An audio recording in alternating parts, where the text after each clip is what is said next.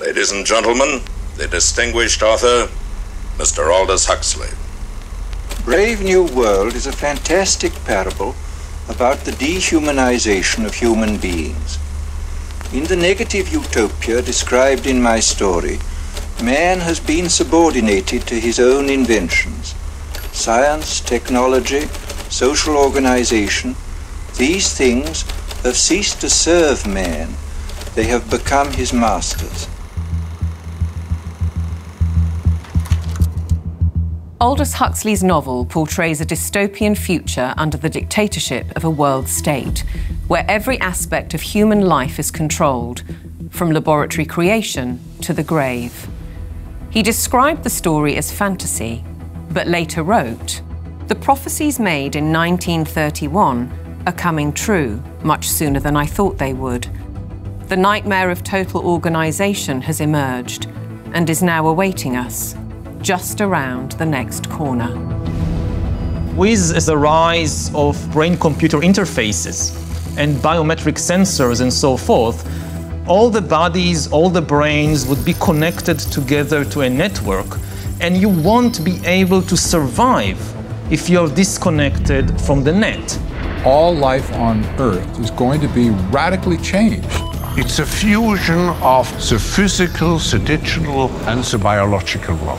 It's changing who we are. These people have gotten to the point now where they are openly anti-human. Everything will be monitored. The environmental consequences of every human action. They cannot happen without digital ID. Once the digital ID is in place, it's game over for humanity.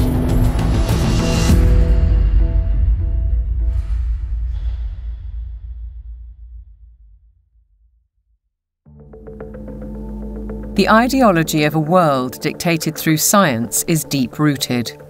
Almost a century ago, a movement was established in the United States, preaching that the population should be governed by an elite of selected experts, scientists and academics, rather than democratically elected politicians. They called it technocracy. These engineers and scientists from Columbia University promoted what they thought was going to be the replacement for capitalism and free enterprise. It's not going to be price-based economic system. It's going to be based on resources and energy, control over energy. They thought that science was the answer for everything. They didn't have any spiritual bone at all. You know, they were very mechanistic in their thinking. The definition was clear. Technocracy is the science of social engineering, the scientific operation of the entire social mechanism to produce and distribute goods and services to the entire population. The movement was short-lived, but the principle never died. As we'll demonstrate, a stranglehold on policy and resources has always been the ambition of the powerful oligarchs behind many of today's world institutions. It seems to me that there's a very strong drift in the direction of globalization, of the ultimate centralization of control in the hands of unelected officials at supranational organizations. The lust to control other human beings is a story as old as time. They want all of the resources of the world in their pocket. They do not want you and me to have anything. It's in writing all over the World Economic Forum's website. By 2030, you will own nothing and be happy. That's an oxymoron. If you don't have anything in your name, you ain't going to be happy about it.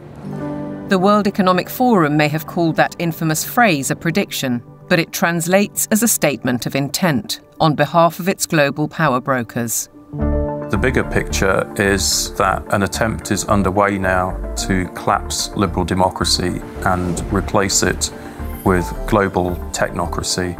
What I call an omni-war is now underway, which is to say that the transnational ruling class is literally, it's not a metaphor, is literally at war with the rest of humanity and has weaponized everything that it can. This is a coup. They can remove the power from the parliament and the legislative branch and consolidate it into a monetary system which has complete control. That control is now entirely achievable because the would-be controllers finally have the tools to execute it. total surveillance, artificial intelligence, digital IDs, and central bank digital currencies.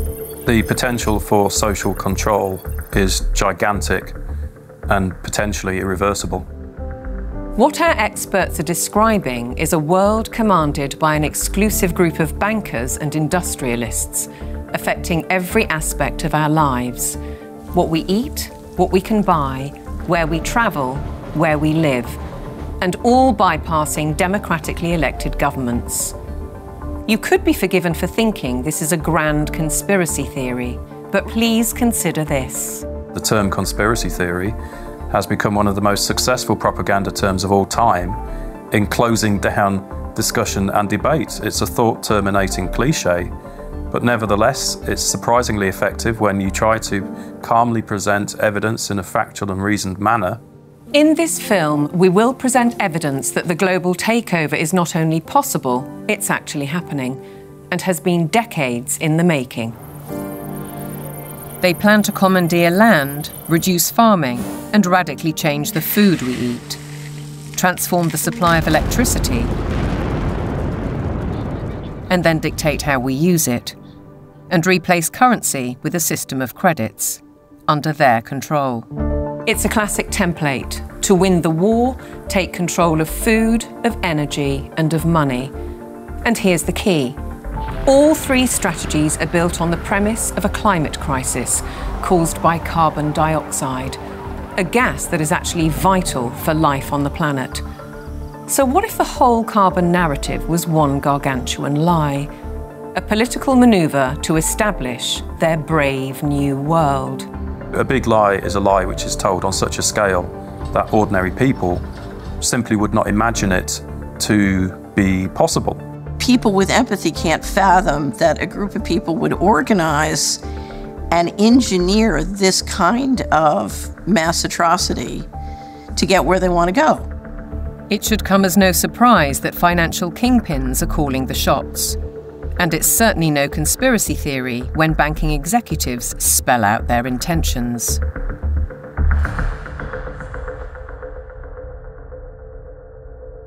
We are on the brink of a dramatic change where we are about to, and I'll say this boldly, we're about to abandon the traditional system of money and accounting and introduce a new one. And the new accounting is what we call blockchain. It means digital.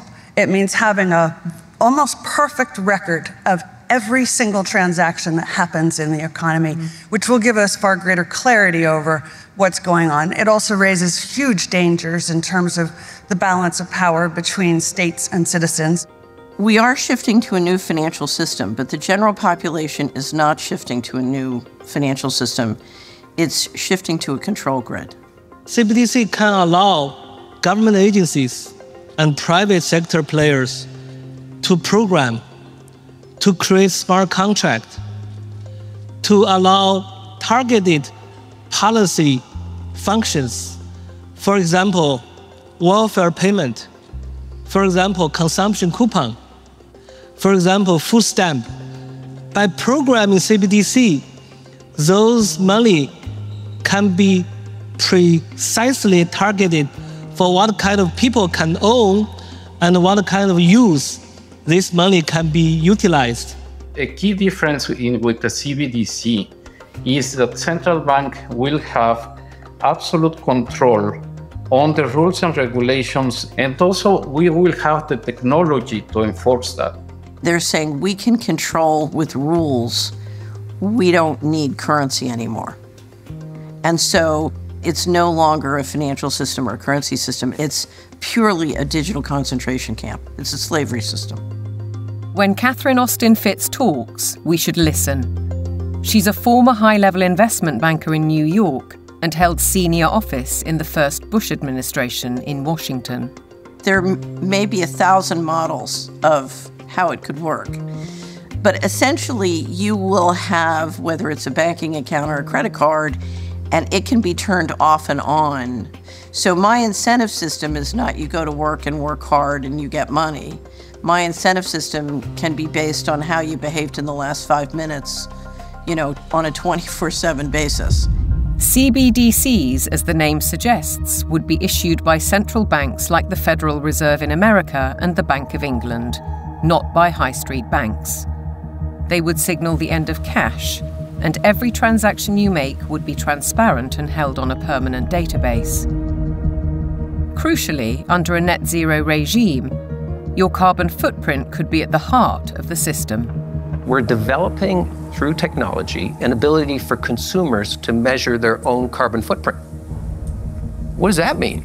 That's where are they traveling? How are they traveling? What are they eating? What are they consuming on the platform? So, individual carbon footprint tracker.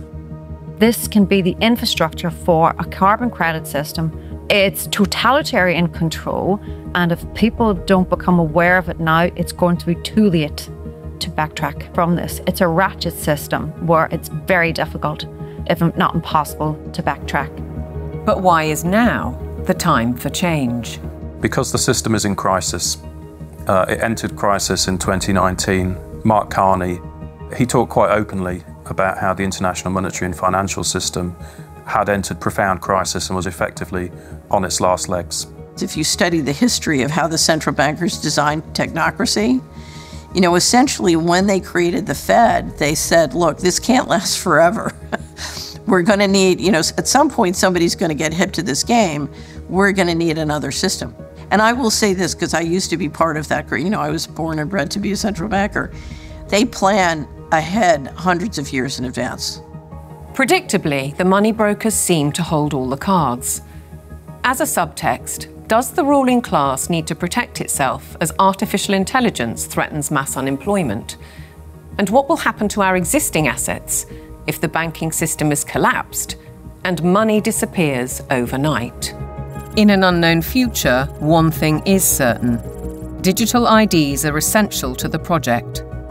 If they become compulsory, data on every detail of our lives will be monitored, stored, and monetized.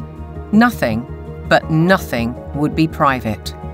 For younger people, often it's the case that they like technology, they're completely au fait with it, they enjoy it. So they don't see the dangers that technology can bring because, like a drug dealer does, you feed people, you know, low levels of drug where it's all fun.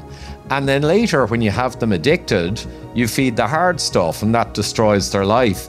So in a similar way, all of this technology is currently pretty much nice, but when the central bank digital currency comes in and the control comes in and the censorship systems, then the younger people will realize all too late in many cases that they've walked themselves into a trap.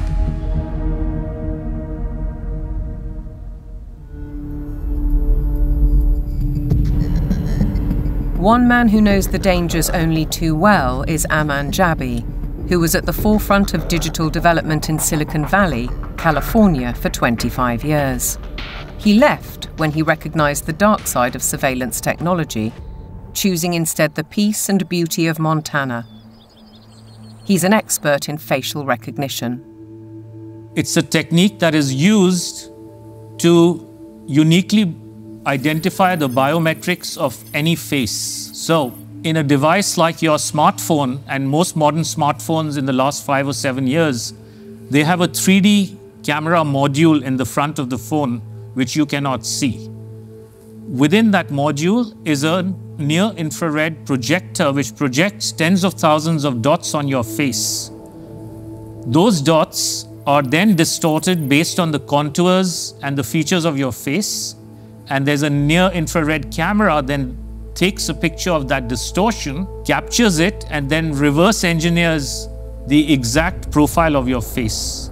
In the longer term, facial recognition will be used to unlock your digital identity, which is going to be a tool of control for the agendas that are coming down the pipeline. Elements of that control are already with us. Alexa, good morning. Good morning. You are never alone in your home, and this is why. All your devices at home and all smart appliances, they are all connected on a wireless network. Many of these devices will have cameras, many will have microphones, and so they are monitoring everything all the time. Your smart appliances are communicating with the smart meter and sending it real-time usage data.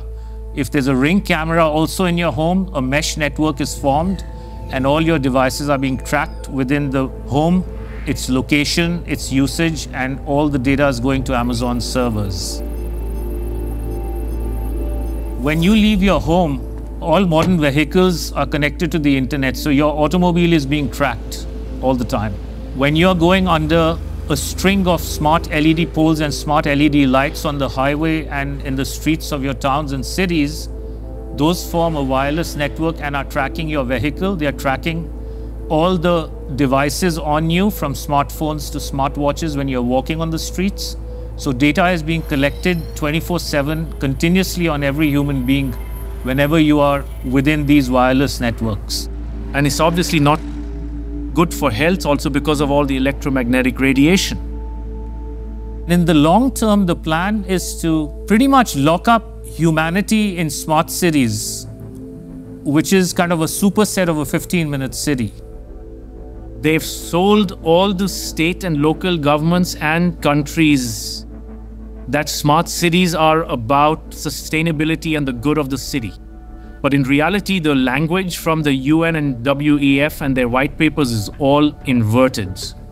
So, air monitoring is really about limiting mobility and no car ownership. Right? Surveillance, control via LED grid is why the smart lighting is there. Water management is about water rationing, noise pollution is about speech surveillance, traffic monitoring is about limiting mobility, and then, of course, energy conservation is all about rationing heat, electricity, and gasoline. Another concept one should be familiar with is called geofencing, and that's, think of it as an invisible fence around you, where you cannot go beyond a certain point. And that will be related to your face recognition, digital identity, and access control. Your smart contracts, SoftBrick can turn off your digital currency beyond a certain point from your house. Our world has been turned into a digital panopticon. That means you can be monitored, analyzed, managed, and monetized. Surveillance capitalists are already making billions of dollars selling our information to big corporations, because this kind of detailed knowledge enables them to predict and influence our behavior. Worse, our children are being exploited. There are a lot of board games and other games that are already in the market and have been for over 2 years that have cameras inside and underneath these LED screens that are observing and scoring and emotionally calibrating the faces of all the children. So are all the iPads that they use in schools. They're all manipulating children's behavior by what they display on the screens. And child data is big business. There's a concept called social impact investing, which people should read up on. If your kids are in schools, they are already being traded on Wall Street in real time. They can bet on groups of kids whether they're going to be successful or not, whether they're going to become computer scientists or environmental engineers. So children have become essentially a commodity and have been for years with this system. And once it's fully in place, it is going to be used to fully control the behavior of children as well as how they behave with respect to, diversity, equity, inclusivity, etc.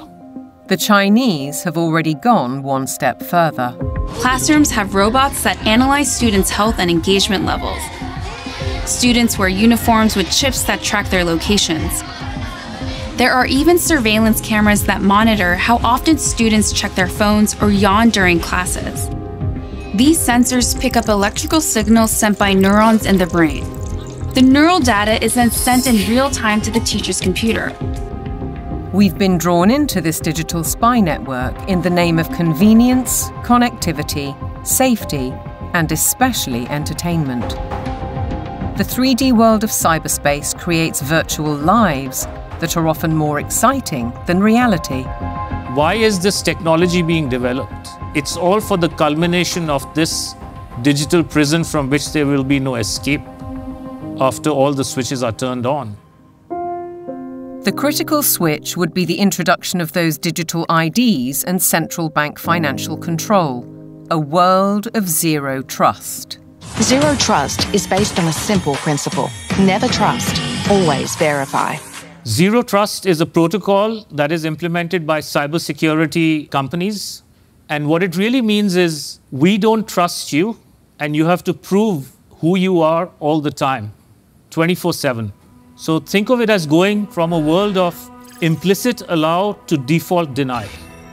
In tomorrow's world, once Zero Trust is implemented in, say, retail, everything will be behind plexiglass doors with a 3D camera, and it'll only be unlocked through your digital identity and facial recognition if you have the available carbon credits in your digital currency. If you've reached the limit of your allowance, it could be access denied. This would apply to fuel, to travel, to meat and dairy products, to clothes and other consumer goods. Because everything in life could be valued by its carbon footprint. Even access to the internet could be denied. So the new world of Zero Trust is really a world of locks. It's like an inverted prison. You are supposedly free to roam about, but everything you want to access is behind lock and key.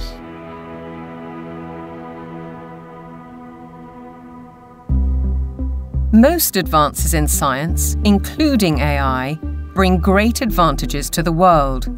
They can enhance and improve human endeavour in almost every walk of life. But you don't have to be a scientist to see the flip side. They're constantly monitored by facial recognition cameras that are able to instantly put a face to a name. Now, the Chinese are also ranked, given a mark out of a possible 950 points.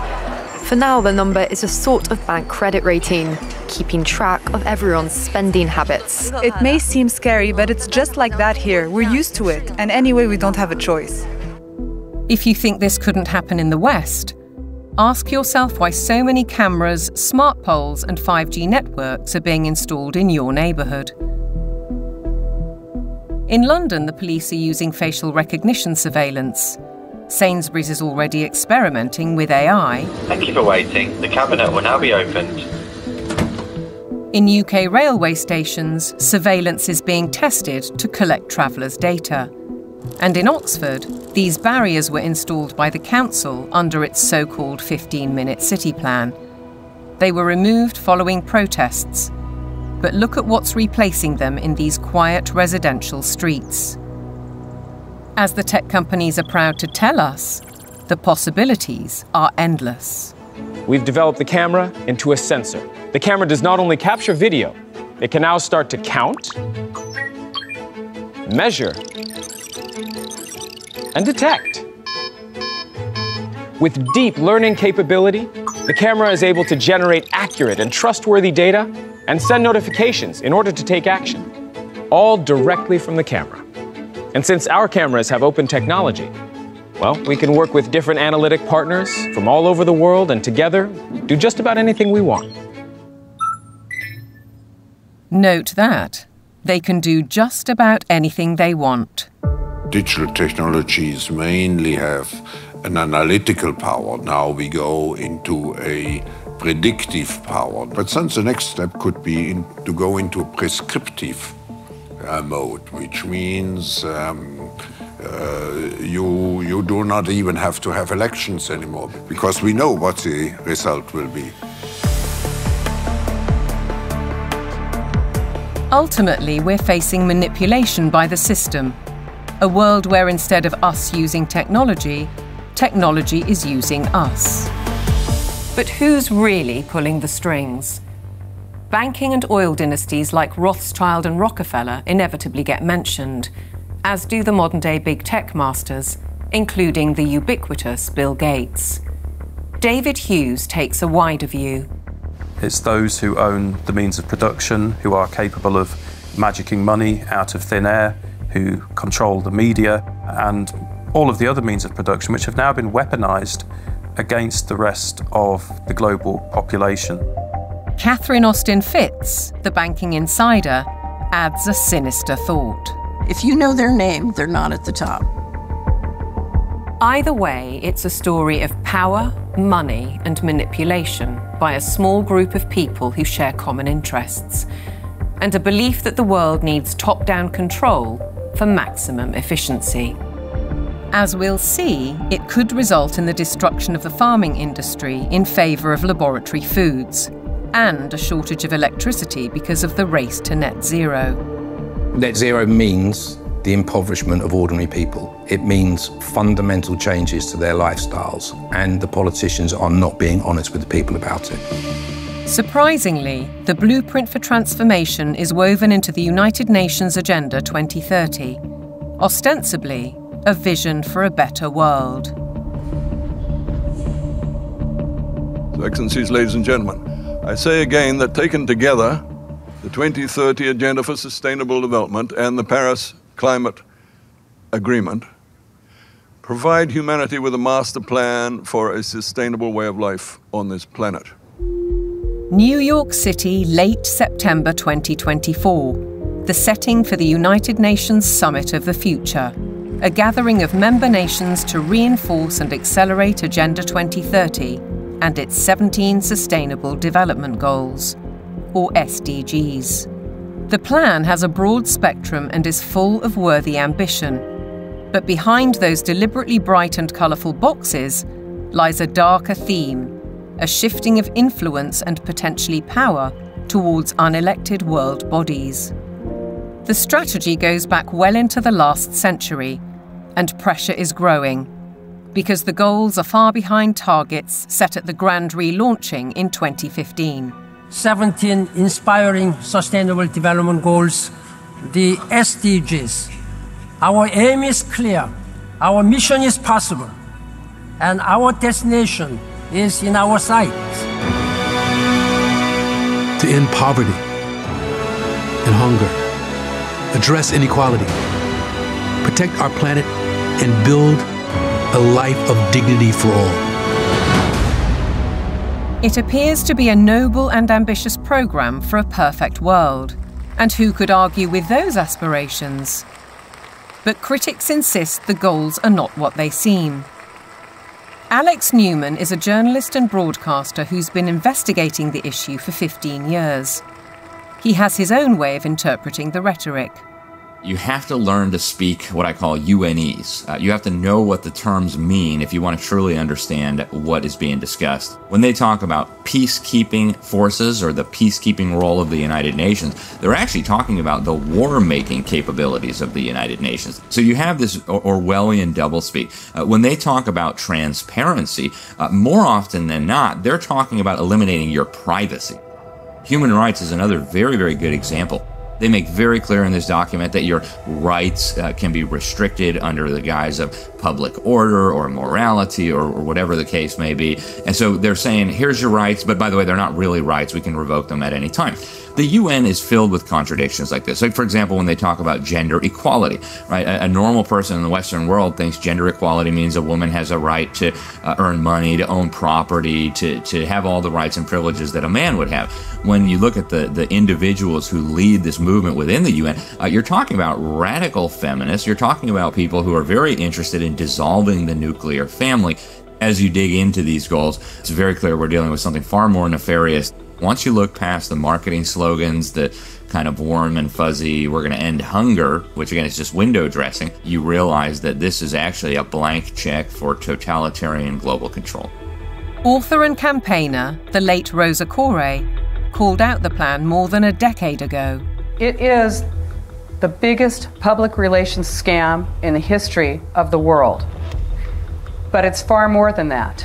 It's a blueprint. It is the action plan to inventory and control all land, all water, all minerals, all plants, all animals, all construction, all information, all energy, all means of production, and all human beings in the world. What can be measured can be managed and ultimately monetized.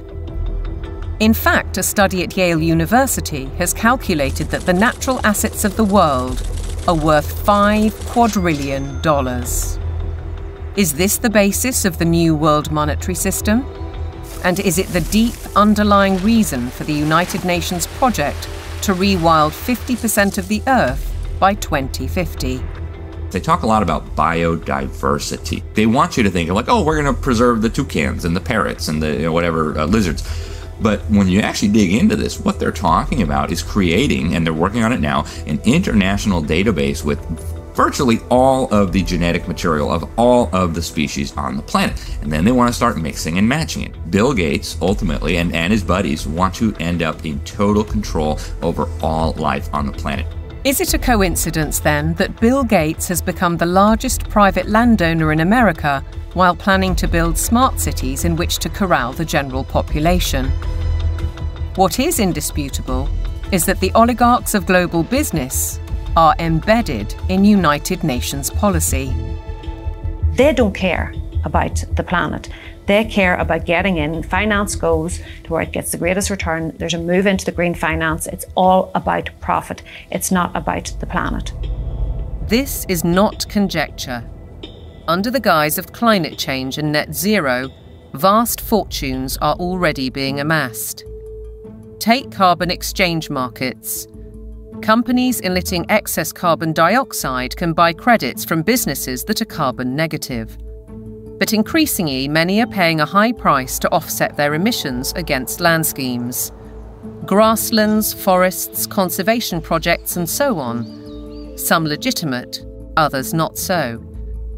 Either way, the brokers and middlemen get rich, while having no impact on actual carbon emissions.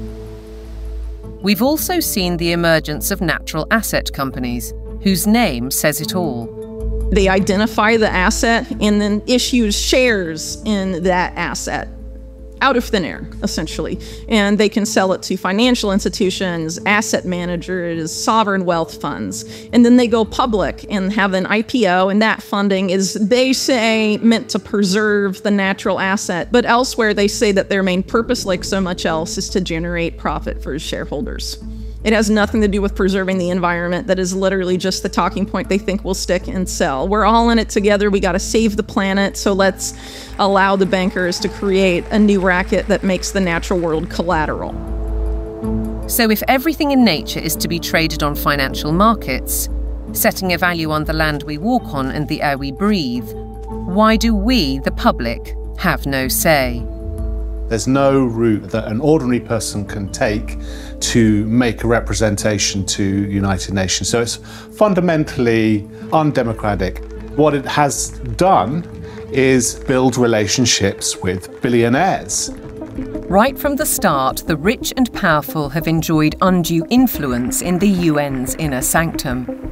In fact, the Rockefeller family part-financed its headquarters in Manhattan. To hand you, Mr. Lee, my father's check. Thank you, Mr. Rockefeller. Between them, the Rockefeller family has funded hundreds of organizations and, as a consequence, spread their authority on civil society, institutions, banking, education, and global politics. The Rockefellers always believed in world governance. In the 1950s, their Special Studies Project report declared, "The UN stands finally as a symbol of the world order that will one day be built." In 1973, David Rockefeller co-founded a non-governmental organization which still carries international power today, the Trilateral Commission. Its stated objectives revived technocracy and in turn planted the seeds of the UN's Sustainable Development Agenda. They said at the time that they were going to create a new international economic order. It was all over the literature. The goal of the new international economic order was not to get richer in the sense of money. They knew even back then that eventually the fiat currency system of the world was going to disintegrate. So the goal became to actually capture the physical resources of the world. All wealth historically has come out of the ground. They wanted to take away everything that they could possibly take away from the nation states of the world and from private individuals of the world and stuff it into the global common trust where they would administrate it and they would be the ones getting licenses for the resources to turn around and make stuff. The financial kingpins have long seen themselves as masters of the universe, manipulating global affairs through institutions like the International Monetary Fund and the World Bank. Is Agenda 2030 the defining act for complete control? And how significant was the global response to COVID-19? As the world builds back from COVID-19, we have a once-in-a-lifetime opportunity to make investments that will strengthen the economy and improve public health, and fight climate change for generations to come. One might ask why the UN needs a multi-billionaire finance and media player as a special envoy, or why Mark Carney, the former governor of the Bank of England, who called for a new global monetary system, is the UN's special envoy for climate action and finance. And then there's Larry Fink, the boss of BlackRock, the world's largest asset management company. He's a board member of the World Economic Forum, and as we'll see, has driven the UN's goals through investment strategies for the past 20 years. All three are principles of the Glasgow Financial Alliance for Net Zero, a partnership with the UN. With the green economy worth trillions to corporations and investors alike, it's hard not to see a conflict of interests. Are the bankers raising money to achieve United Nations goals? Or are the goals a Trojan horse to change the world's financial control systems? Now consider the events at Jackson Hole, Wyoming in August 2019, only 3 months before the COVID outbreak. It's when Mark Carney delivered his call for change, and BlackRock proposed a new financial mechanism, Going Direct, which in principle allows central banks to channel capital direct to large corporations. So the central bankers got together in 2019, the G7 central bankers, and voted on the Going Direct Reset. And the Going Direct Reset, of which the COVID operation was part of it, has done a phenomenally excellent job of massively consolidating capital into central control. If you look at the COVID operation from a financial standpoint, it was absolutely clear that it was one way you balance the books. It worked. The major corporations like Amazon and others were allowed to continue business. Meanwhile, other businesses, particularly small and medium-sized entities, were deemed to be, quote, inessential. Many of them were put out of business. And so what we saw was a global wealth transfer of a reported $3.3 trillion from the working classes and the middle classes to this kind of super rich billionaire brigade. The people who ran the operation made an absolute fortune. It was economically, as a taking, it was a huge taking.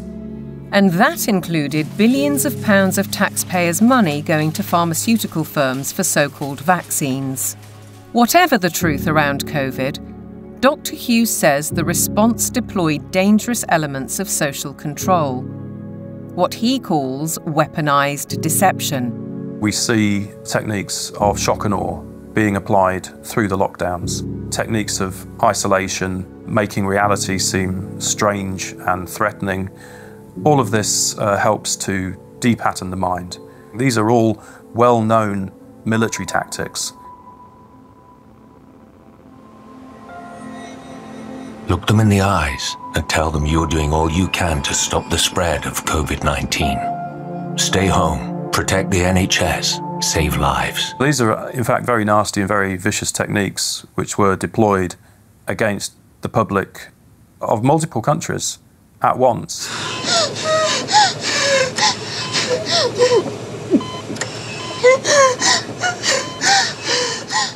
These are forms of serious psychological abuse.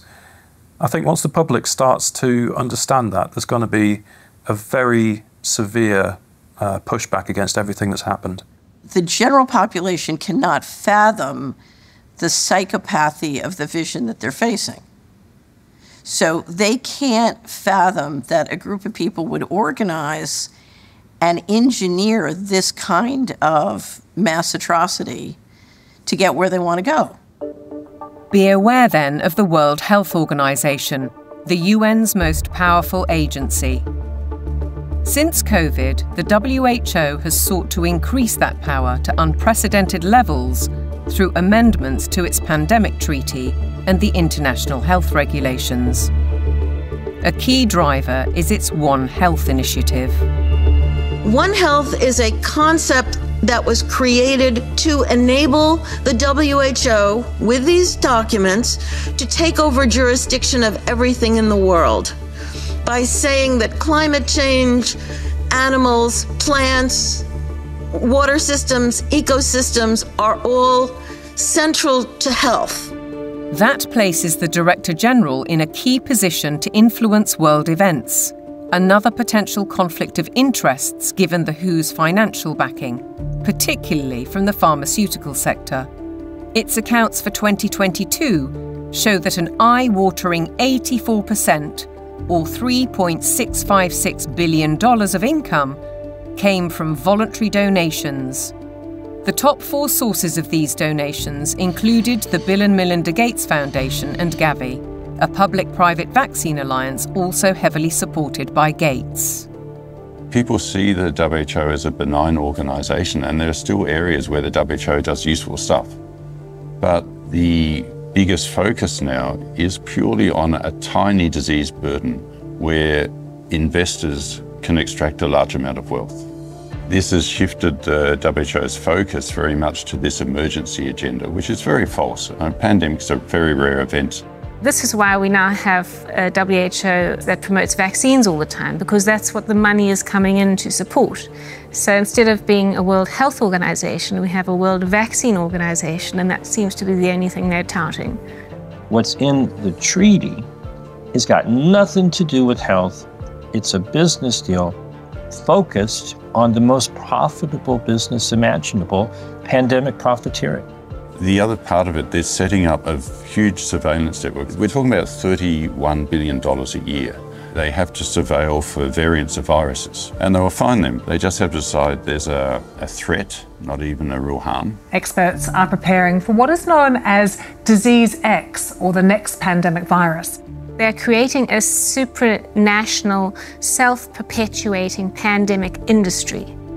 The latest scare is monkeypox, renamed Mpox, a disease highly unlikely to affect the general population. Nevertheless, the WHO has acted. The emergency committee met and advised me that, in its view, the situation constitutes a public health emergency of international concern. If you get to declare the emergency and then profit from it, there's a big problem, isn't there? It's essentially a build-out of big pharma, and the WHO is essentially looking to be their marketing and distribution arm worldwide. WHO!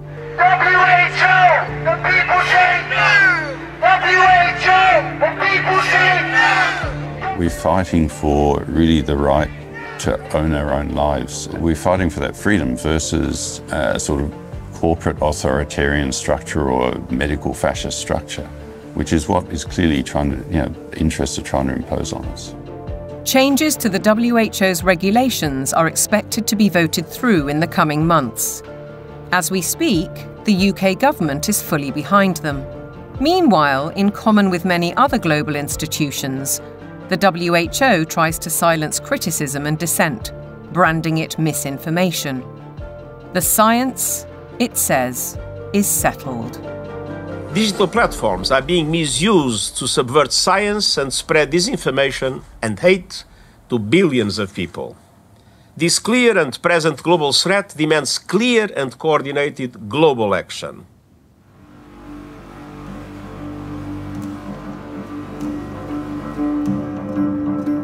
I have a little rule of thumb for diagnosing a centralization scam. If we can detect 1, a propagandized global crisis, 2, admitting only global solutions, and 3, with dissenting voices viciously silenced, then we know with absolute certainty that we are dealing with a scam.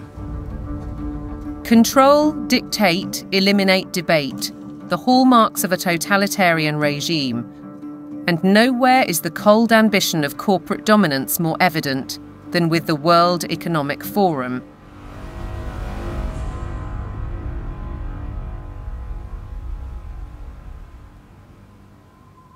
Klaus Schwab founded the WEF in 1971. His mentor was Henry Kissinger, statesman, political shaper, and close confidant of the Rockefellers. The organisation now employs 800 people and has programmes in business, academia, and in training future global leaders. It's far more than its famous annual meeting in Davos. Over the last 50 years, the World Economic Forum has blossomed into an enormously influential organization with all of the major corporations as stakeholders or trustees and all funding the World Economic Forum to ultimately fund the UN World Government Plans and Agenda 2030. Klaus Schwab is the public face of stakeholder capitalism, a planned system of central ownership and control that has little to do with democratic process and is uncomfortably close to communism. It's a partnership between global corporations, governments, and what Schwab refers to as civil society, NGOs, and so-called think tanks. The agenda is driven by finance, which gives the unelected and unaccountable oligarchs huge influence, if not control, over policy. The UK's Prime Minister, himself a one-time member of the Trilateral Commission, has already declared his interest. You have to choose now between Davos or Westminster. Davos. Why? Because Westminster is too constrained, and it's closed, and we're not having meaning. Once you get out of Westminster, whether it's Davos or anywhere else, you actually engage with people that you can see working with in the future. Westminster is just a tribal shouting place. Starmer seems to forget that he is elected by the people, to serve the people through Parliament. That's his democratic duty. And while he refuses to listen to our farmers, he entertains the globalists in Downing Street and publicly doubles down on his philosophy. I'm determined to deliver growth, create wealth, and put more money in people's pockets. This can only be achieved by working in partnership with leading businesses like BlackRock to capitalise on the UK's position as a world-leading hub for investment. To underline the influence of non-elected, unaccountable policy drivers, consider this document from 2004. It was commissioned by the UN and produced by financial institutions, including the World Bank. It cited research by the WEF. The result was the emergence of environmental, social, and governance metrics, ESGs. The ESG is an attempt to turn financial power into governance without going through the democratic process, without the normal process of making law. ESGs allow major asset management companies such as BlackRock to impose ideologies on businesses and consumers across the world through their investment strategies. BlackRock's billionaire chairman and CEO, Larry Fink, also a board member of the WEF, remember, is clear. You have to force behaviors. If you don't force behaviors, whether it's gender or race or just any way you want to say the composition of your team, you're going to be impacted. Now we get ethics, green ethics, racial ethics, gender ethics, driving corporate decisions about who may have money, what they may use their money for, and how they're going to behave in society and what they're going to do with it. This is a new form of political power that isn't accountable, isn't transparent, and it isn't democratic. We, the public, are being manipulated. Our lifestyles, our culture, and our future, be it through forced woke ideologies, intrusive technologies, so-called pandemics, censorship, or information which is too often propaganda.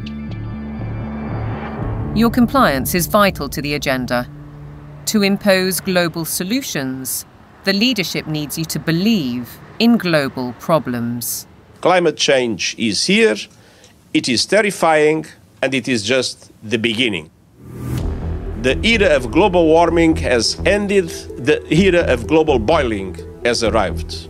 This stuff is so fantastically stupid. It's hard to believe that they're doing it. There is no climate emergency. That is a total scam. If they came out and said, hey, we want to destroy your economy, we want to destroy the middle class of your country, and then ultimately we want to make you a slave to a one world government, it just wouldn't be as appealing as saying we're trying to save the planet for future generations.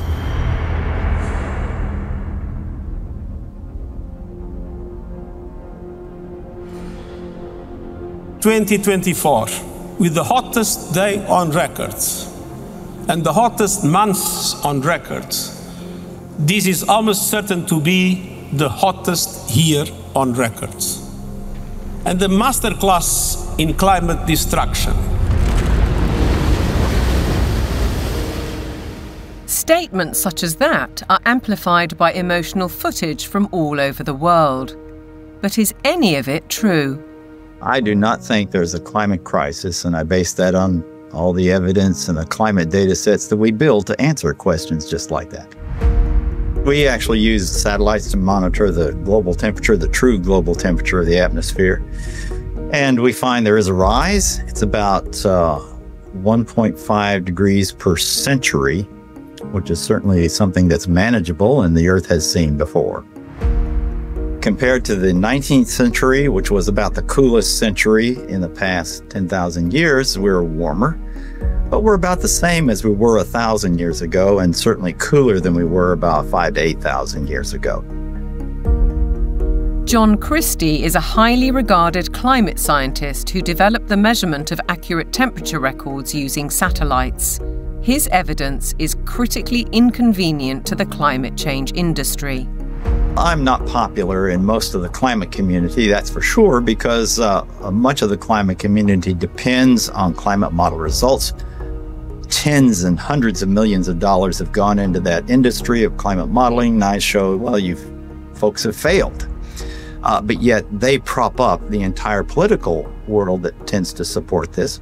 In 2017, I came to work and there were 7 bullet holes in our office suite. And so some people are pretty upset that the evidence that we build and show that can stand the test of time and can stand up to cross-examination is just not going along with their issues and their desires. So let's consider these statistics on the Earth's atmosphere. 78% is nitrogen, 21% oxygen, other gases make up less than 1%, and carbon dioxide accounts for a mere 0.04%, the majority of which is natural. Can man-made CO2 really be a problem? Roy Spencer and I are going on the assumption that all the warming that you see is due to carbon dioxide emissions. And so we find that that's a pretty modest warming. But see, that's a big assumption. Mother Nature is able to warm up the planet without extra CO2. And so we are just saying the worst case scenario is this warming of about 1.5 degrees. And that's certainly not a catastrophe at all. On the contrary, carbon dioxide is vital for the world's survival. The greater the concentration, the better plants grow.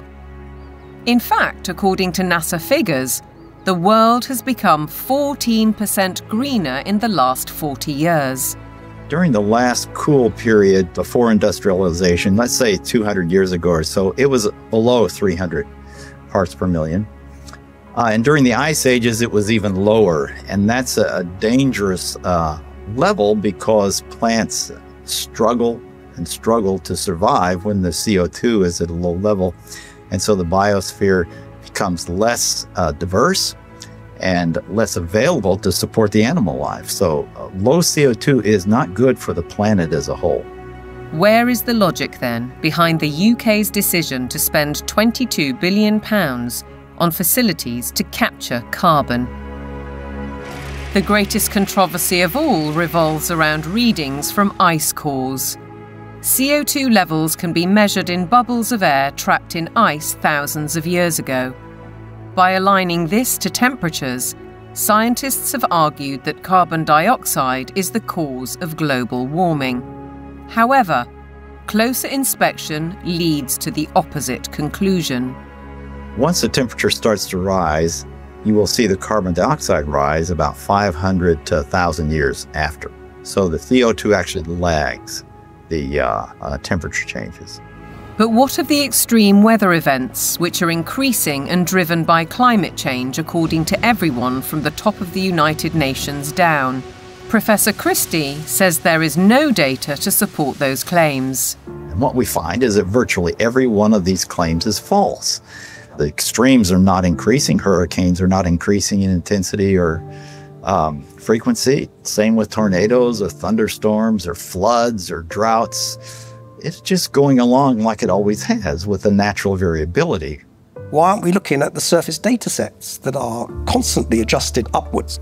Why aren't we looking at the 40.3 record at Conisbee, which the Met Office is very proud of, on July the 19th in 2022?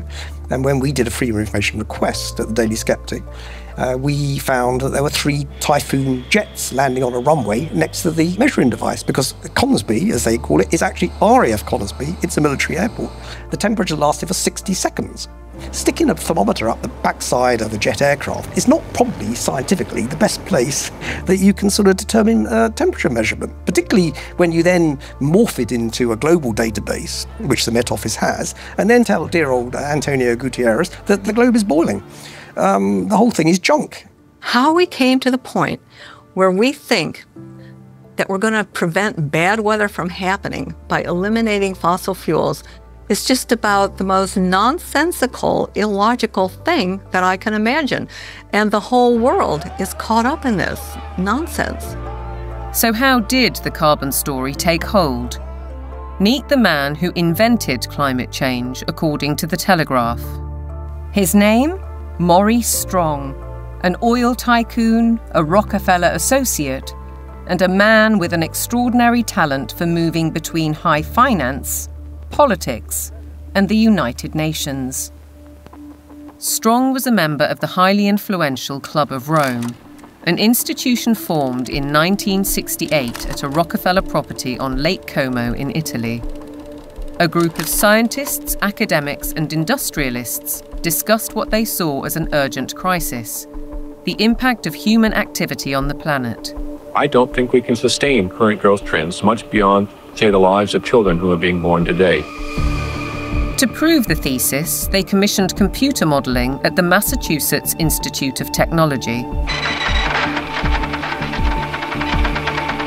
This research laid the foundations for an agenda that's persisted for over 50 years.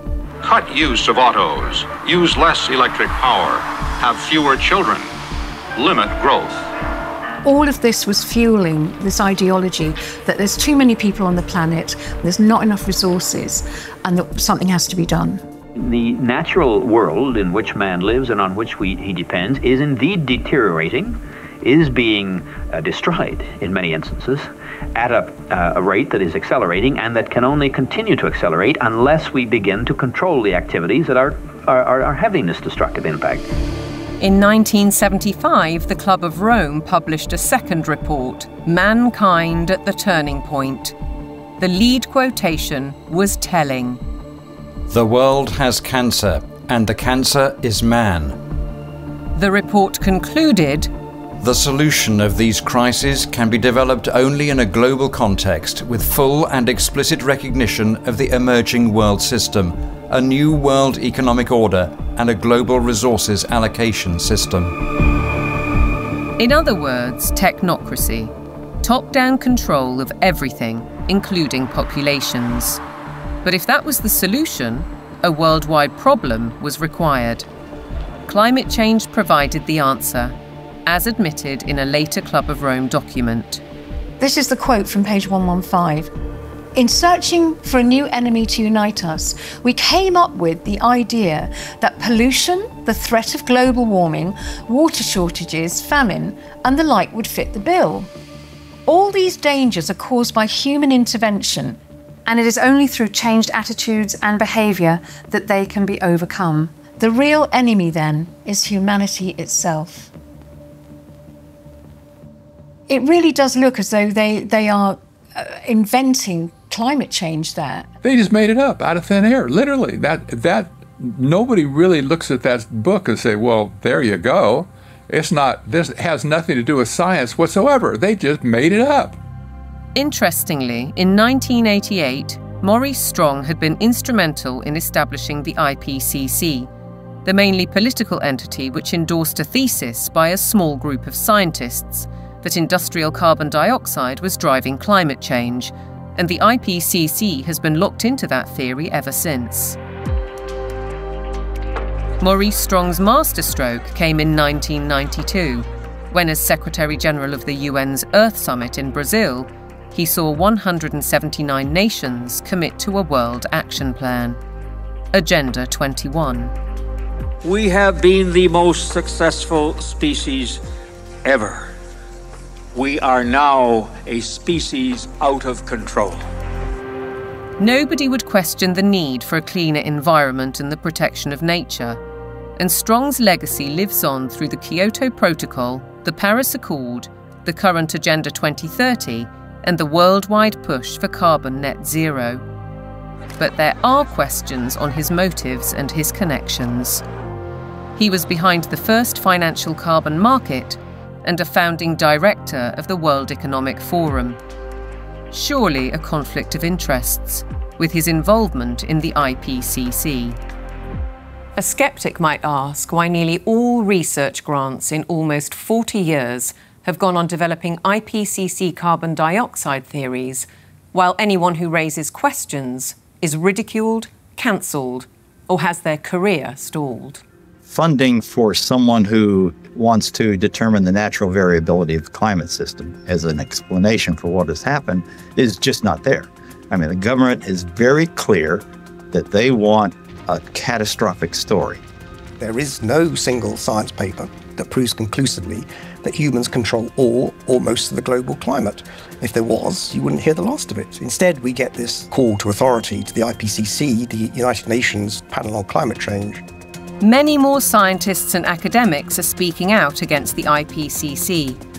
Almost 2,000 have signed a declaration stating that there is no climate emergency, including Nobel Prize winner Professor John Clauser, who wrote, "The popular narrative about climate change reflects a dangerous corruption of science that threatens the world's economy and the well-being of billions of people." We need to have a full and honest debate about the science, and it needs to be discussed in Parliament, it needs to be discussed in the media, it needs to be generally discussed, and we need to sort of bring the drains up, if you like, on all of the science to see what is there really a threat.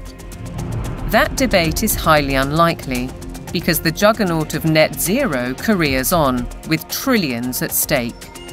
What is certain is that the repercussions will affect the food we eat, ravage our countryside, and have a disastrous impact on our energy supply.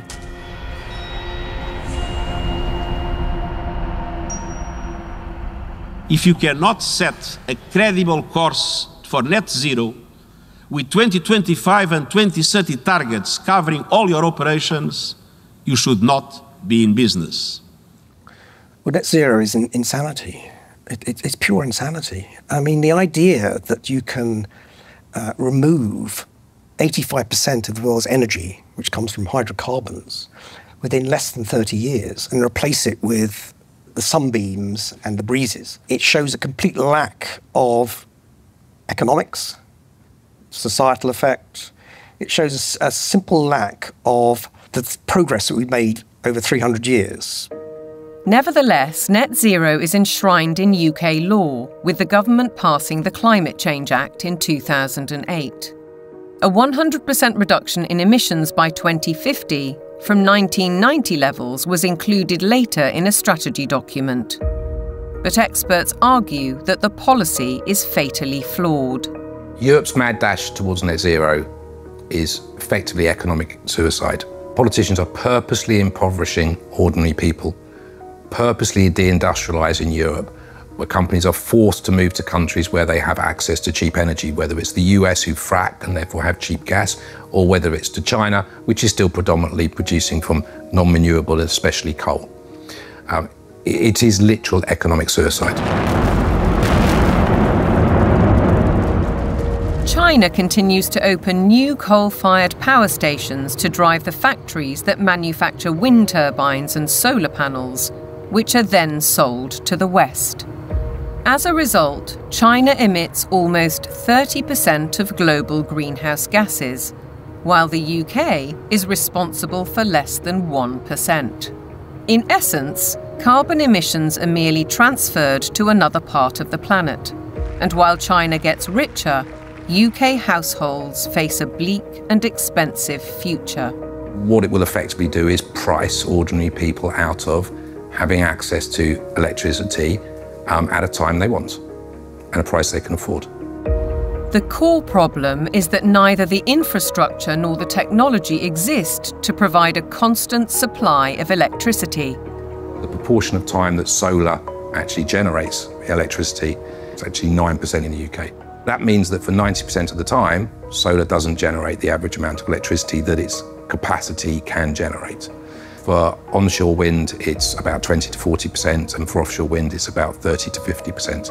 So that means, by definition, you will always have periods of time when renewables aren't producing electricity, but there is demand for electricity. As we'll hear, the net result is that supply will be rationed. Reality, though, seems not to concern the activists.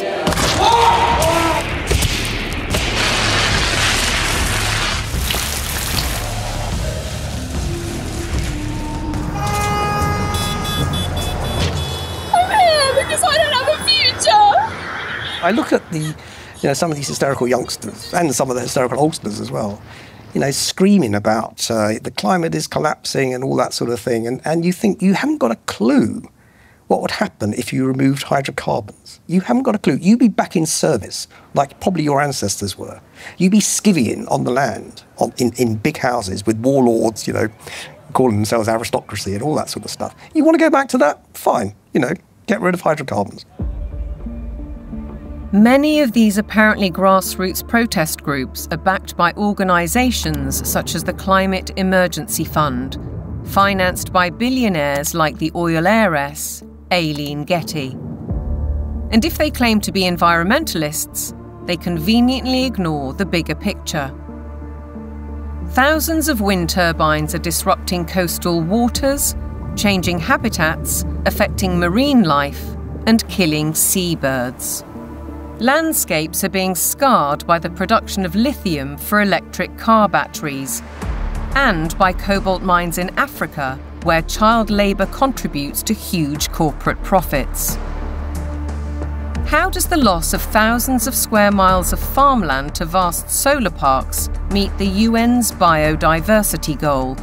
And how helpful are wind turbines when they're blotting the landscape visually and through noise pollution, and disrupting wildlife in the air and on the ground? The glorious mountain terrain of southwest Wales is a stark example. It's a landscape breathtaking in its beauty, untainted and largely untouched by humans. A haven for wildlife, a place where life runs its natural course. Yet this is what's planned: mega turbines designed for offshore, reaching 700 feet into the air and dwarfing the hilltop forests. Planning permission is being sought for the so-called Bryn Cadwyn Energy Park. If you put one in the valley floor, it would be standing some 40 metres above the valley floor, so above the horizon. But they're not putting them in the valley floor, they're putting them on the top of the hills. So it'll be standing some 600 odd metres above sea level up there, casting a shadow over our solar panels. Justin Cotter lives right in the centre of the proposed development. He's fighting to preserve the countryside he loves. And across the mountain, Jason and Josie Barker are equally aggrieved. It feels very much like it's exploitation, using the climate crisis narrative as its supporting evidence. So it feels like it's being abused in a tremendous way, and there's going to be a lot of destruction done in the name of doing good, which really just seems utterly backwards. And if we really want to protect nature, then some of the best way of doing that would be to leave it well alone, especially in the wilder places, and let it flourish. We certainly found that being here, The more we've lived here, the more we've worked with it and encouraged it, the more it's come back. All of those spruce trees on top there, they will have to go to make way for turbines. All of that. All of this spruce will be gone. To build a 230-metre turbine in that location, it's going to take some crane to lift the 240-ton nacelle onto the top of the tower some 180 metres up. So they'd have to stabilise all the ground for the crane, stabilise the ground for the actual turbine, put in a concrete plug basically in the ground of some 1,000 tonne of steel, 4,000 tonne of concrete, just as a base. They'll need to be lit. It'll take away the dark skies. It's totally devastating. It would just be catastrophic damage and destruction. The roadways up through these valleys, they're Welsh valleys, they're all twists and turns. They're going to have to straighten out the valleys. Where you've got steep hills, they're going to have to level out those hills. There's a 200-metre drop into the actual valley itself.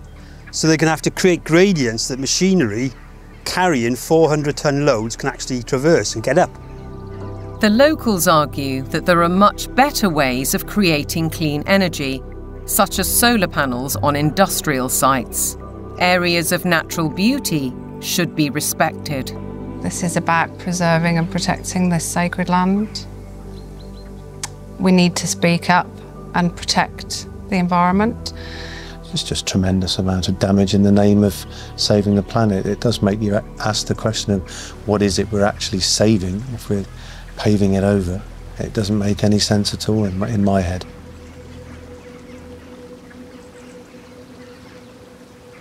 The proliferation of turbines and solar panels certainly seems at odds with protecting biodiversity, and experts argue that the economics simply don't add up. If we are going to go on to full net zero, we not only have to change our electrical system, but we have to change the other 66% or more of the rest of our energy needs as well. So we need to triple the amount of renewables just to cover our present electricity generation. And then we need to triple again to cover all of the other usages like, transport, space heating, and industry. So it's almost a tenfold increase in the amount of renewable energy that we're producing. Ralph Ellis has analysed 3 government reports and says all have grossly underestimated costs. 2 of the reports ignore the need for that crucial backup when the wind doesn't blow and the sun doesn't shine. At present, this is the only such site, Dinorwig in Wales. But going by the government's own figures, Ellis says the equivalent of 2,000 Dinorwigs would be required. The overall cost would run into trillions of pounds. It's an energy fantasy because none of this has been thought through. Battery plants are one alternative to back up the national grid, like this one already constructed in Australia. But again, they offer limited supply. We're facing a situation where, if fossil fuels are eliminated, it will be impossible to maintain a constant supply of electricity. You can't instantly put on new supply, so what you have to do is control demand. And to be honest, they're quite open with this. If you look at the National Grid's latest paper on this, they talk about demand management. And the system is, electricity will only be available at a price you can afford when the wind is blowing and when the sun is shining. And when the wind isn't blowing and the sun isn't shining and the 1 or 2 hours of battery storage have been used up, the way they will reduce demand is by simply increasing the price of electricity so that demand falls to the available level of supply. Part of the control that the government has, or part of the means by which it can manage the demand, is through the use of smart meters. Effectively, smart meters allow them to do minute-by-minute pricing, which means that as the intermittent renewable production goes up and down, they can effectively change the price at which you can use electricity. So essentially, it's going back to pre-industrial age where the weather determines our lifestyles and our energy use. A government-sponsored report from the UK Fires Organisation agrees that targets will not be met and therefore electricity usage will have to be cut. They say we'll have a quarter of the power by 2050, and they say there'll be no travel, there'll be no meat or no beef lamb. There will be restrictions on clothing, and we will live in mud huts. And it's not an exaggeration, they use the word earth. The United Nations use the word bamboo, impacted earth, soil detritus. This is what they're writing. But what of the claim that renewable energy will be cheaper? Not so, says Derek Bertelsen. We can also look at the accounts of these renewable energy companies. And what we see if we look at those is that the cost of production is considerably higher than the market price of electricity. And therefore, without these subsidies, these renewable companies would go bust. Ironically, the anticipated reduction in supply comes at a time when demand is about to skyrocket, with the explosion of surveillance systems and artificial intelligence.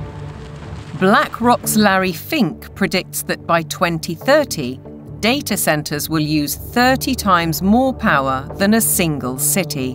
Where's that power going to come from?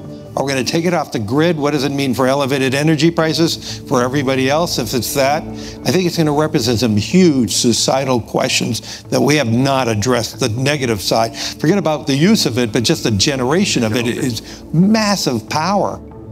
If the race to net zero will affect our energy, it could also have a devastating effect on our food, as global policies and the march of corporations accelerate.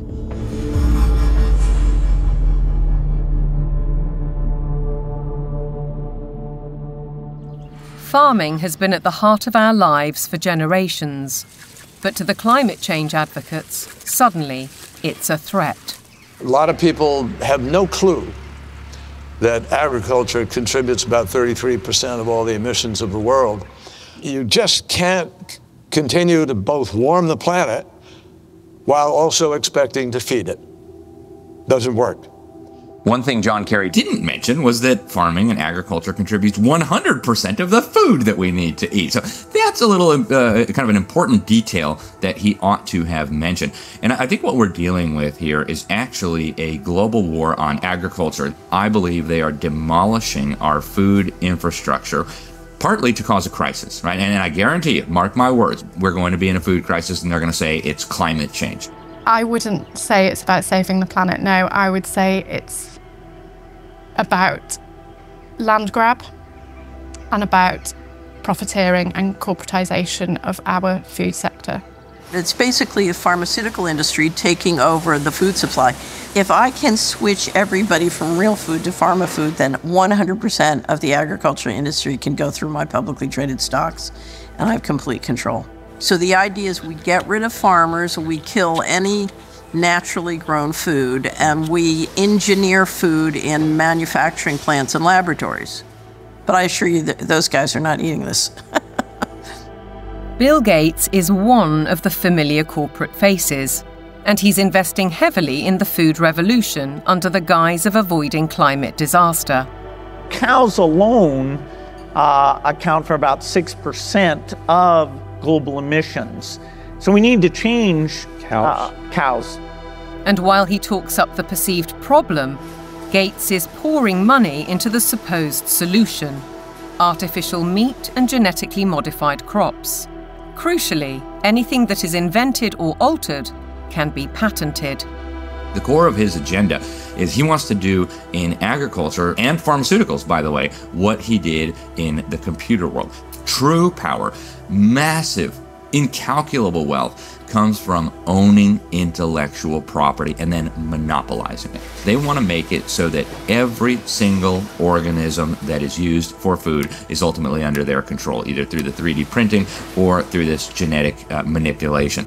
So we're moving now very rapidly toward this totally centralized food system where a tiny handful of corporate interests in bed with totalitarian government will dominate the food supply so that there is only a giant public-private partnership with total control of all food, all energy, and I believe water will be next. While the global machinations continue, thousands of farmers fear for their livelihoods. And the new UK government's first budget has multiplied those fears. By reducing relief on inheritance tax, they're penalising those who would want to pass their farms to sons or daughters.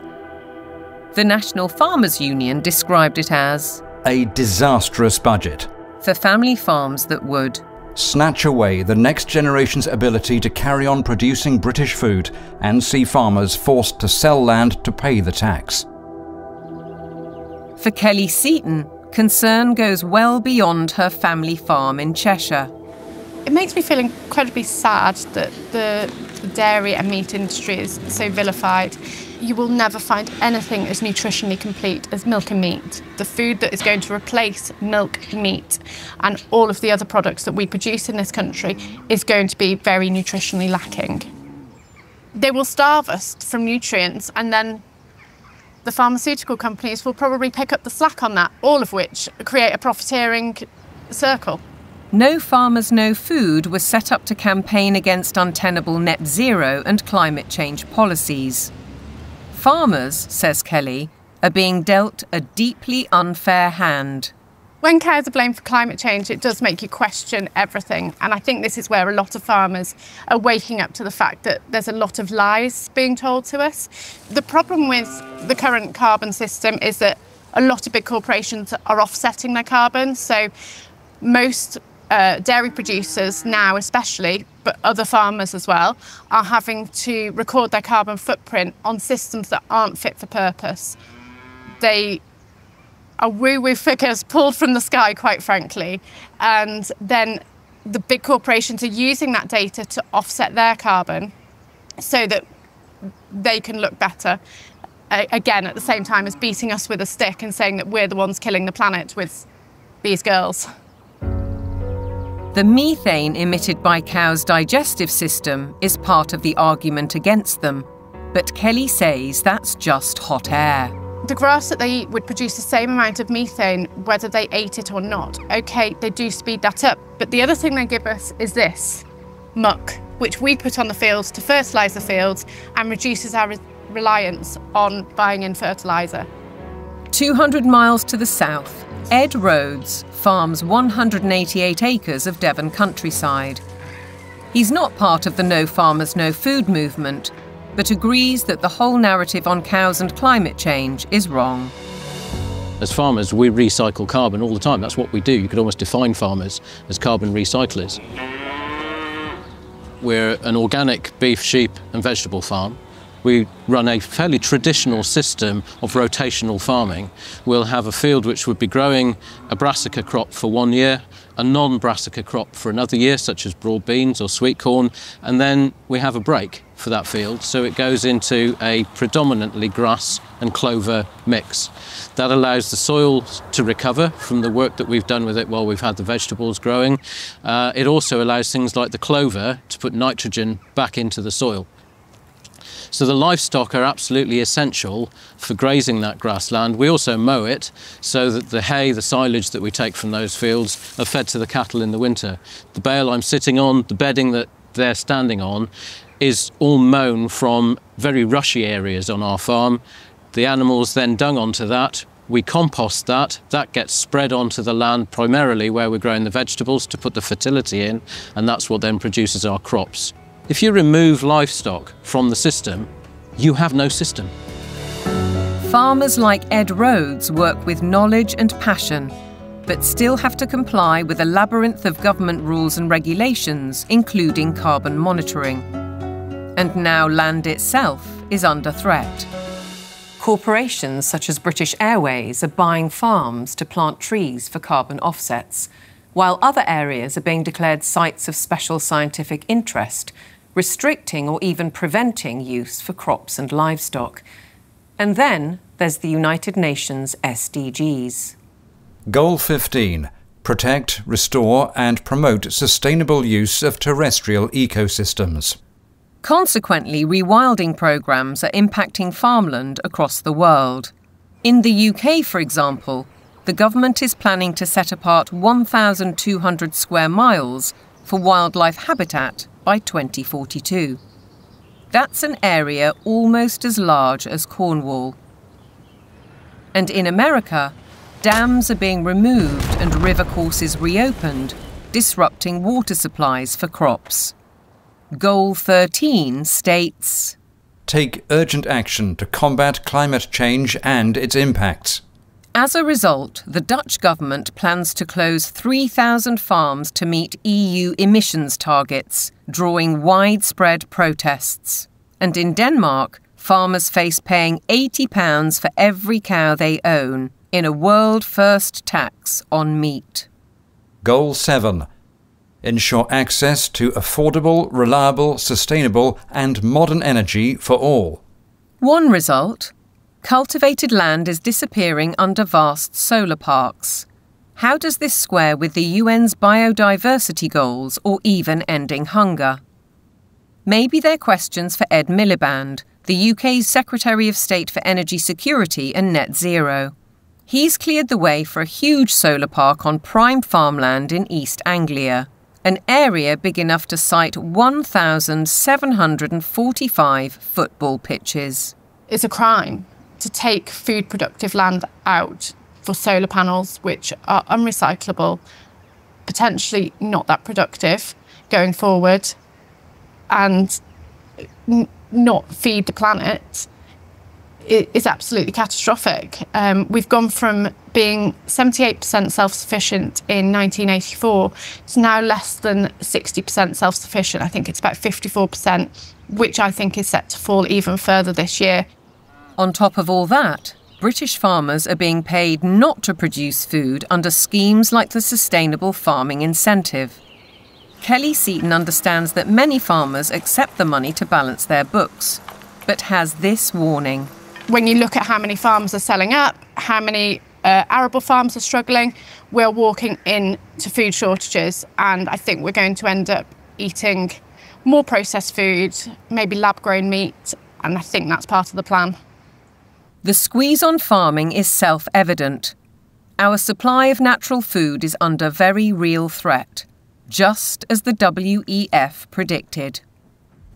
Worse than that, Catherine Austin Fitz says that with programmable currency, you wouldn't have a choice. No one in their right mind would ever eat this stuff. But the reality is, once they have control of your transactions, they can dictate what food you can and cannot buy. If they want you to buy pizza made with insect-based flour, that's what you're going to get.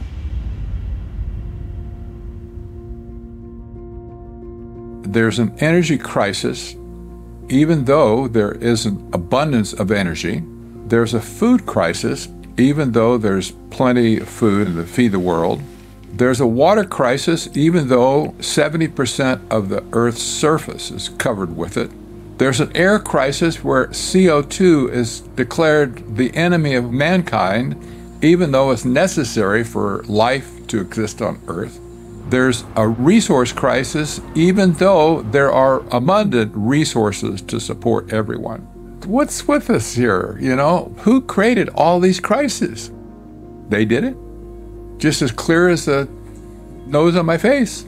It's all been a sham. All the essential things of life, they've been declared to be scarce, because things that are scarce you can control. The architects of such globalist trajectories, all the Kissingers, Rockefellers, Schwabs, Carneys, Strongs, Carstens, are held out as great intellects. But they are nothing of the sort. We know, both in theory and in practice, that centralization causes nothing but misery, because it destroys the mechanisms of error correction, leading to doubling down on flawed policies. And yet the creed of global dominance continues apace. Through the WHO's so-called Pandemic Agreement, its One Health Initiative, and ultimately the United Nations Agenda 2030. From medical diktats to gender and racial politics to climate change, the indoctrination runs deep.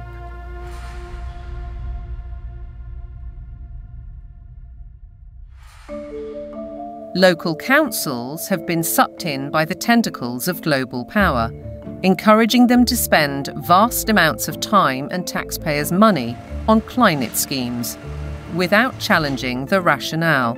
Local councils have taken these actions because they are part of or lobbied by a network of green organisations throughout the United Kingdom, for example, UK 100, there's also C40 Cities, and there's the Global Covenant of Mayors. And these organisations require local authorities to sign pledges that say they're going to ban cars from streets, we're going to make people vegetarian, and we're going to restrict certain forms of trade faster than is required by national government.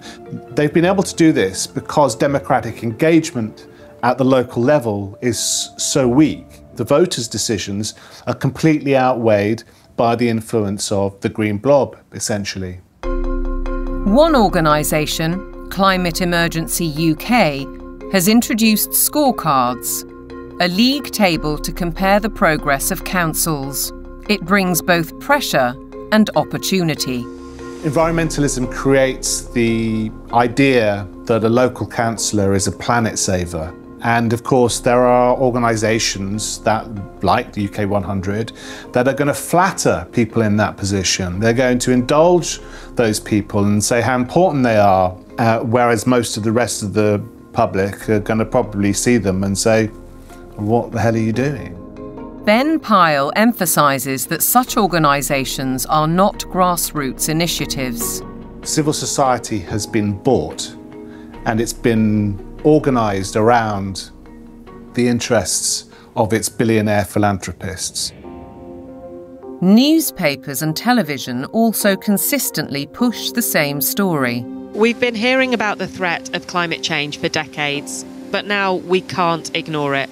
Here, the climate crisis is very real, and it is getting worse. What mainstream media does in following this narrative is that they exclude vast areas of climate science.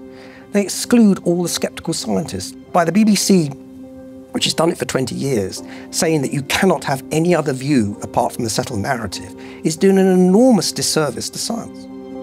Journalists and broadcasters are schooled in the carbon doctrine by organisations such as the Carbon Literacy Project, which claims to have trained 1,000 BBC employees.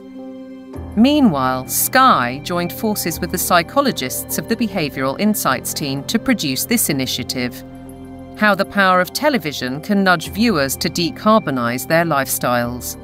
The recommendations included: give green content more screen time, more salience in plots and scenes.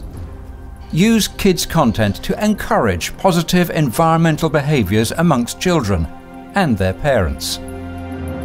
How then can we possibly expect impartiality in reporting? Rather, we're served with propaganda, statements that nobody seems willing or able to question. It is unequivocal that human activities are responsible for climate change. I can take current media and almost any climate story I can write, I think, a very effective counter. It's like shooting fish in a barrel. This is endemic to a media that is ill-informed and has an agenda.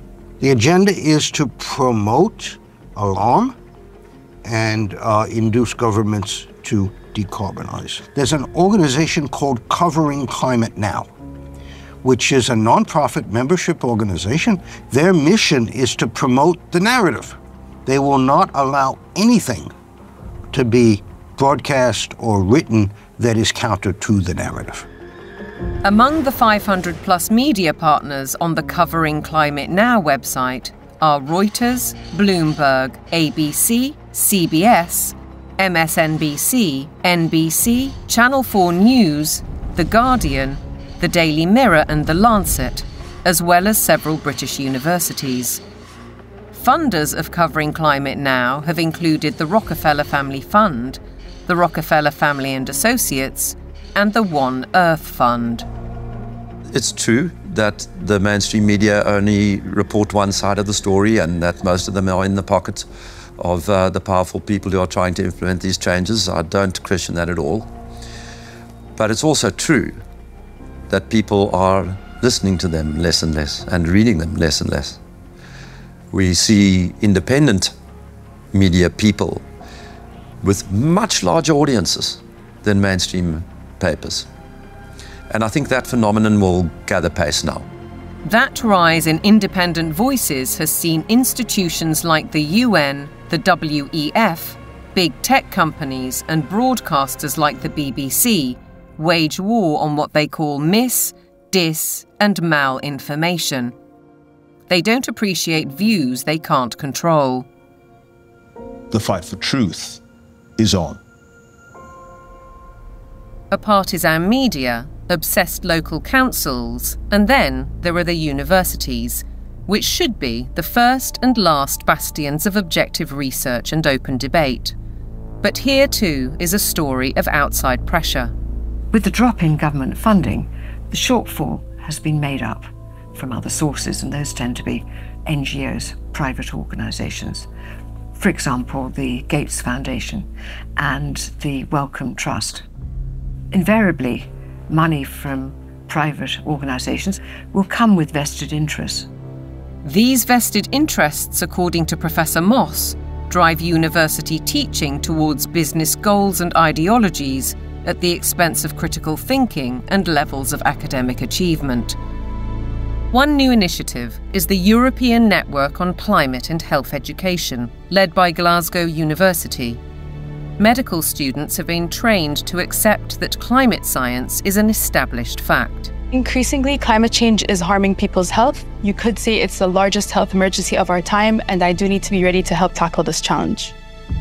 Can the outcomes really be free of prejudice when the backers include the WHO and major pharmaceutical companies? This new collaboration will help train the next generation of medics with the skills they need to treat the health impacts of climate change and deliver more sustainable healthcare. That's why health leaders from across the public and private sectors are coming together to support this transformative new network. Academics, right from the beginning now, are socialised to orientate their research towards the money. So this, I think, is quite damaging when it comes to fearlessly pursuing the truth wherever it may lead. That doesn't really happen anymore in academia. It's more about pursuing the money, wherever that might lead. It makes me feel distraught. It makes me feel that the whole purpose of university learning has been subverted. The influence and ambition of big business, the mission creep of so-called woke thinking, the cancel culture, the suppression and smearing of those who dare to question. Shockingly, the conditioning starts in the youngest of minds.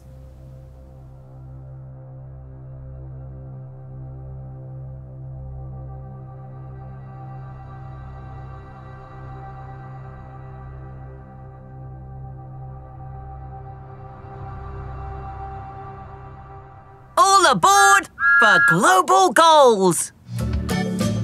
This year, Thomas and his friends have teamed up with the United Nations.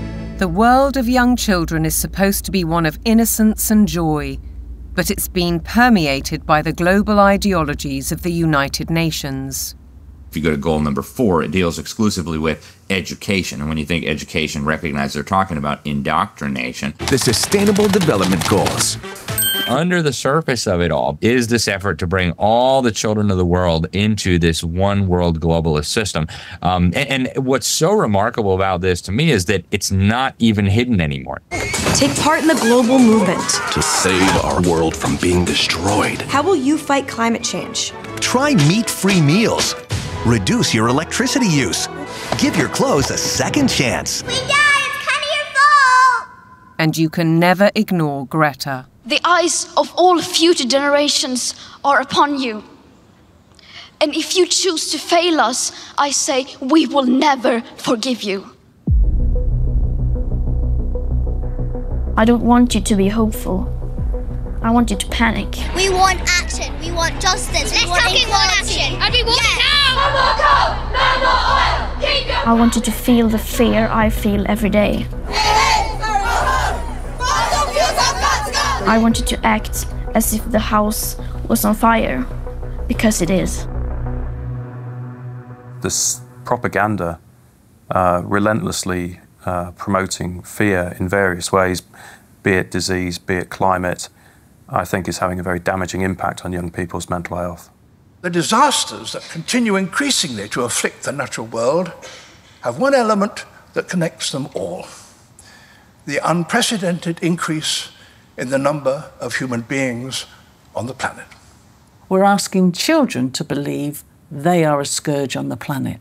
I have a problem with children believing they shouldn't be here from the off.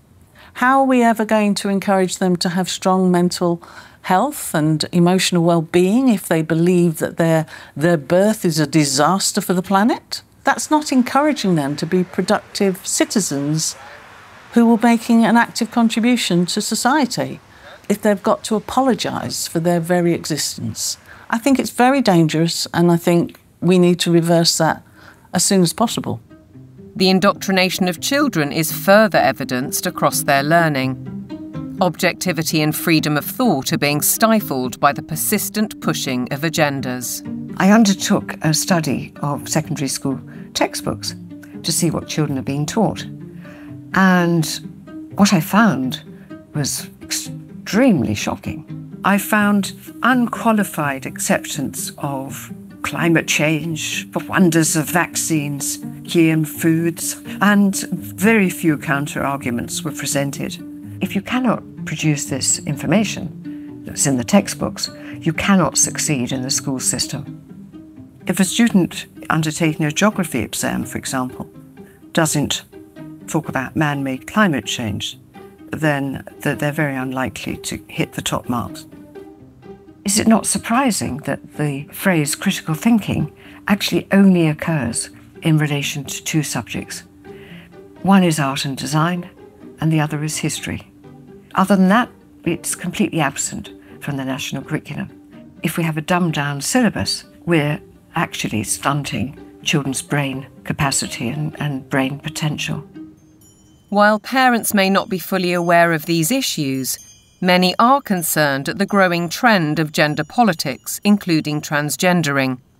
One former head teacher says his local authority advised teachers not to use the words boy or girl for fear of misgendering anyone. The Department for Education as well has really subscribed to this kind of woke ideology, so there's almost like brownie points for the more woke you can be. Why do you have makeup and lipstick and glitter on? Because I think it looks pretty. Oh! You don't think it looks pretty? What schools have done is employ third-party agencies to deliver material for which the third parties most certainly have a vested interest in. And I wouldn't have a problem if it was I'm there in school to ask children to accept me as I am. That's fine. We all need to be tolerant and liberal in a diverse society. My problem is that what they're actually doing is more a form of evangelism, which is this is who I am and you might be too. In my heart, I've always known that I'm a girl, Teddy, not a boy, Teddy. I wish my name was Tilly, not Thomas. Language carries so many meanings and messages, and if schools are encouraging social transitioning, that's not a neutral act. That's a significantly impactful act. Dr. Fraser is also highly critical of the World Health Organization's recommendations, suggesting that 4-year-olds should learn about sexual stimulation. It's harmful. They don't need to know it. And in fact, for those children who are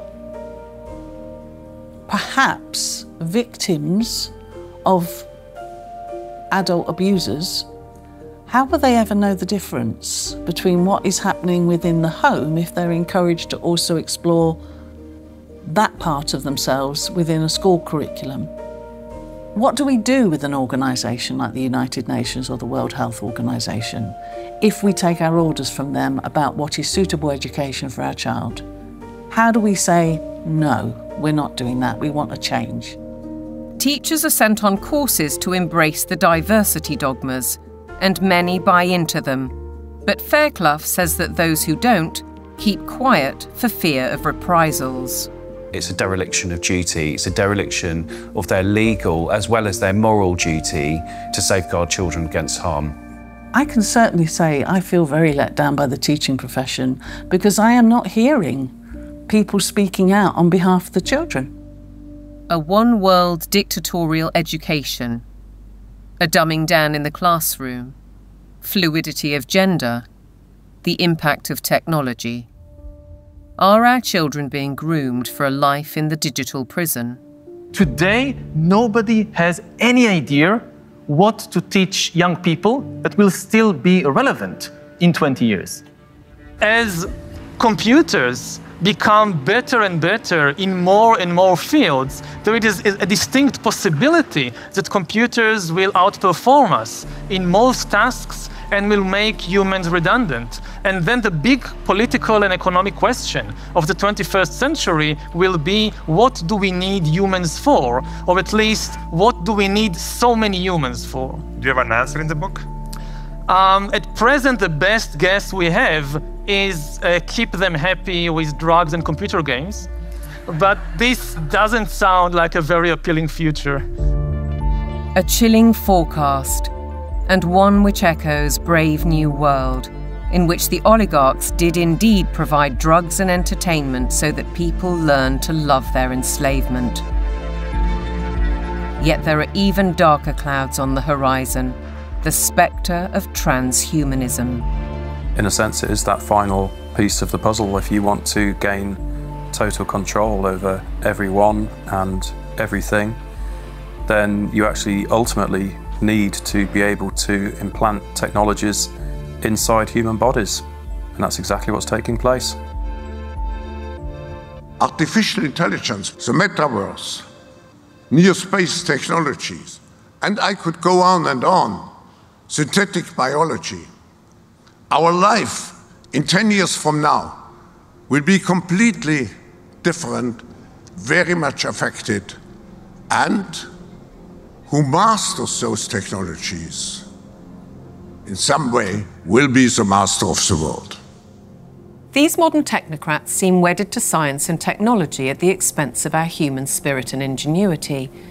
They aspire to a data-driven world which is robotic and predictable in every sense, with no room for creativity or individual choice. But if the goal is, and always was, population reduction, maybe they're right on track. We feel too afraid to have kids because we feel that we're heading towards civilization breakdown. People under the age of 35 are more likely to report climate change as a reason not to have children. I've decided not to have kids to do my part for climate change. If I don't think the future is worth anything, then I'm not going to have children. If I think it is worth something, I will have children. I think these ideas have spread like bad viruses, and there's been a lot of investment in promoting some extraordinarily weak ideas. Sitting at the top of all of these very bad ideas is one giant one, which we can call anti-humanism. Transhumanism, the trans phenomenon, net zero, lockdowns, population reduction, all of these ideas are basically the ugly stepchildren of anti-humanism.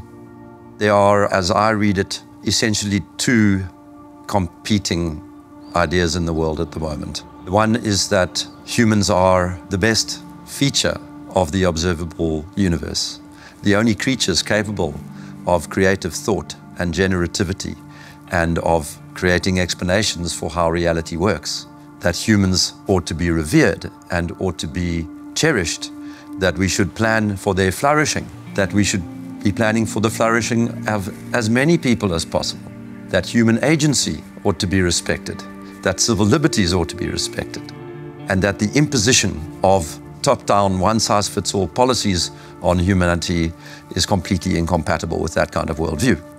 Set up against them are people who regard humans as the scum on the surface of the little blue dot, people who regard humanity as some kind of blight, people who believe that the earth needs rights to protect it from these horrible humans. And I think it is a deeply sad reflection of the state of our societies that so many people live in the latter camp, but I'm definitely not one of them.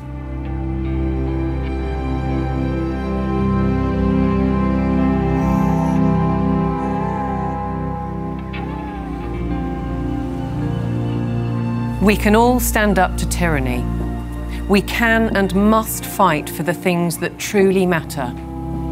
The people we love, the fairness we'd like to see, and the personal freedoms we'd like to experience.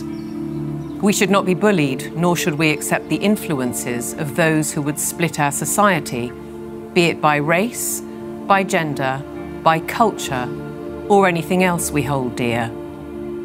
And perhaps we should start by limiting our reliance on technology and remembering how creative we can be.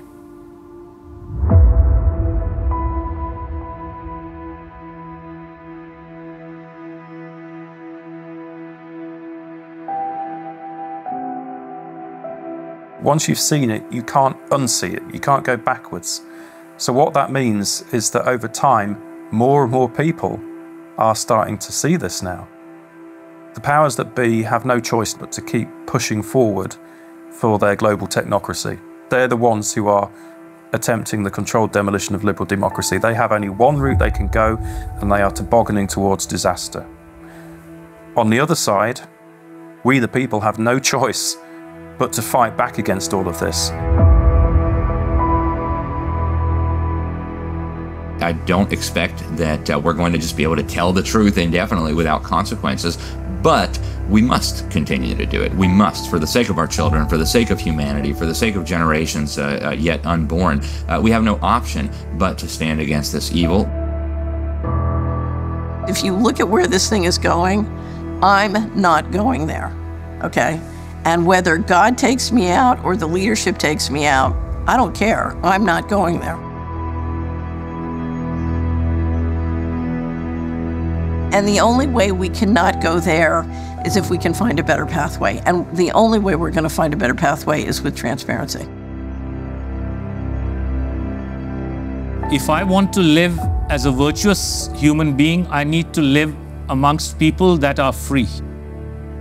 And if one understands that one mustn't live on their knees, even if you have to die on your feet, you must share truth, because truth is the weapon for free people.